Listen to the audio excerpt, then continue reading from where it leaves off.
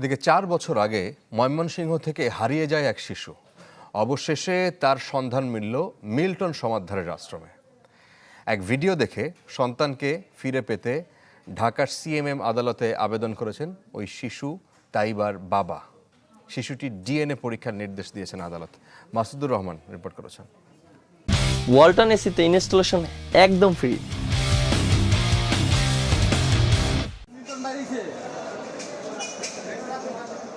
সময়ের আলোচিত সমালোচিত এক চরিত্রের নাম মিল্টন সমাদদার।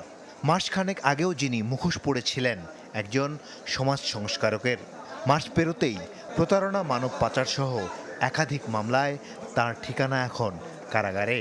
এবার ভিন্ন এক গল্পে আলোচনায় মিল্টনের আশ্রম।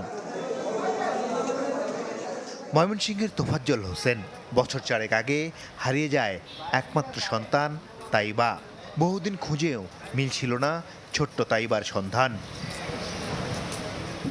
হঠাৎ একদিন প্রতিবেশীর মাধ্যমে তোফাজ্জল জানতে পারেন ফেসবুকে ভাইরাল তাইবার ভিডিও, তাও মিল্টন সমাদদারের আশ্রমে। সন্তানের খোঁজে এসে মিল্টনের হাতে মার খেয়ে ফিরতে হয় ময়মনসিংহে। মিল্টনের সাম্রাজ্যের পতনের খবরে সন্তান ফেরত পেতে এবার আইনের আশ্রয় নেন তোফাজ্জল। আমি বিচার নেওয়ার পাইতেছি না, মন পাওয়া গেছে, বাচ্চাটা দিতেছে না, আমি শরীরে লাগছে না, আমি খাওয়াই আমার আমি গেছে না। রোববার ঢাকা সিএমএম আদালত আদেশ দেন 21 মে তাইবাকে হাজির করতে হবে।